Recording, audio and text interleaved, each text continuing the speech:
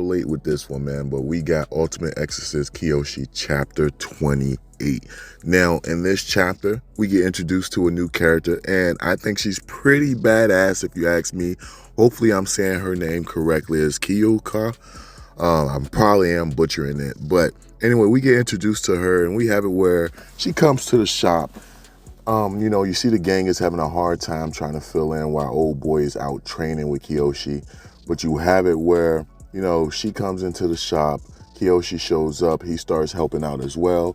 And then you have it where she pretty much threatens everybody who works there in the establishment just because she wants to test the power of Kiyoshi. Now, I understand why characters do stuff like that, but yo, man, why are you threatening innocent people? I could see, if you threaten a bad guy and, just to test the loyalty or the morals of the main character, I could understand you doing it that way. But just to go after innocent people and threaten them just to test the strength of a character, I feel like it's messed up.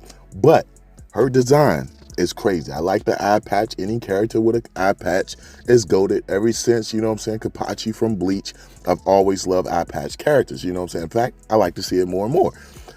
Also, she's stacked, I'm gonna be real with y'all. She is stacked. Like every panel she's in, it's just like, goodness gracious, please put them things away. If you know, you know. But yeah, every panel she's in, she's pretty much revealing everything. So, all in all, man, she's a dope character. I love the design. I like the whole her carrying the little tiger and then it could turn into this huge, big tiger in the background that hurts her opponents. It kind of reminds me of, it was a series, I think it was Kill la Kill, or I might be messing up the name wrong, but you have it where it was this one character that was on the enemy team and she walked around with this little puppet, and then this puppet transformed into this huge monster, and it was pretty much wiping out characters whenever she ran into them. That's what it reminds me of, just not as scary because of course she seems to be on the good side and she just want to test Kiyoshi and see what he's capable of doing. And you find out that she kind of develops a little crush for him towards the end of the chapter because she says she really likes strong men. Now there's a panel where she's saying that Kiyoshi is about to die. She's like, they're dead and now you're dead too.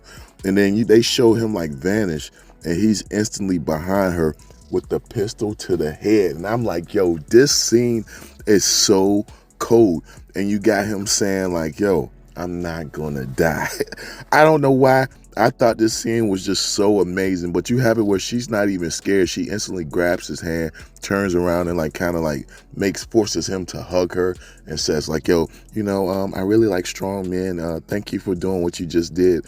And you see that she's pretty much smitten for him. Now, I'm not sure how old she is, but I know Kiyoshi is in high school, so he's definitely young. I'm not sure if she's a adult, young teen, mid-teen. I'm not sure. If y'all do know her age, maybe it's something I missed because I am currently at work right now. So, of course, the review isn't going to be the best, but I'm just really curious about how old she actually is. Maybe we'll find out at some point, but we find out that, she's very powerful. She's one of the strong, crosses that's working within the organization. And then we have something that's even more devastating. The last panel, we have it where our boy, Tima, he goes to talk to a fortune teller. Everything this fortune teller has predict usually comes true. And then you have it where the fortune teller goes to tell Tima hey, look, man, I got some bad news. And you got it where Tima's if it's bad news, I don't want to hear it. And you have it where Tima says in the upcoming battle, you will. And then that's when Tima cuts him off and says, look, I don't want to hear no bad news. Then he smiles and he walks off. He says, I'm a gambler.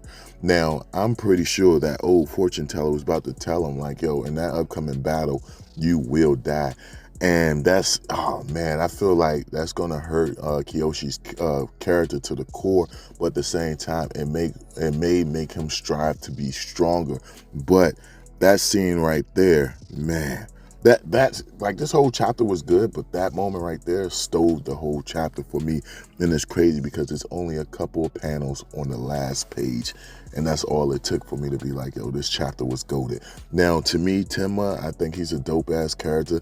I would hate to see him go, but hopefully they let him go out in style where we're just sitting here like, yo, damn, he went into the bitter end.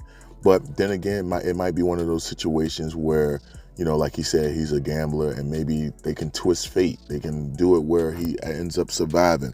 I'm not sure. I'm not 100% sure, but that could be the case. I'm just curious, like, how everyone else is going to react to him actually, you know, biting the bullet.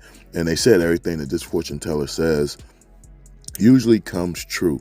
So I wonder who's going to be the one to finish him off. I wonder if it's going to be a situation where we got Kiyoshi as well as Temma facing off against Astaroth, and then Astaroth is the one who takes out Temma. If that's the case, that's going to be crazy, man. That's really going to be crazy. But I'm really curious how much stronger Jack Joe and what's his name, Gohan or Johan? I wonder how strong they've actually become, because we know they have Nihon, that's his name. We know he's been training as well in the background with you know what I'm saying, with the other you know, top-notch fighter. So I'm very curious how strong they have become, and will they be strong enough to actually aid in this battle. Now I feel like Jack Joe has the ability to become even stronger, because I felt like he was more powerful before he, you know, became, I guess, the puppet of Nihon. In my opinion, he just seemed like he was that threatening, and ever since then, he's just kind of felt nerfed.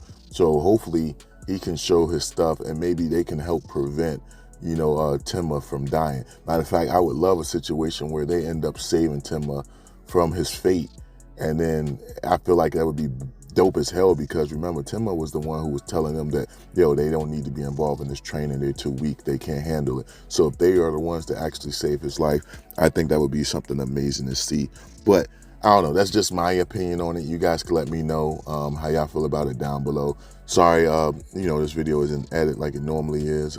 Again, I'm at work, and I seen someone post a comment asking for this review, so I had to get it out there. I'm a little under the weather as well, so hopefully you guys do enjoy this. If you do, make sure you thumb up the video, subscribe, hit the bell for all notifications, and I would definitely catch y'all in the next one, man. Yeah, peace out.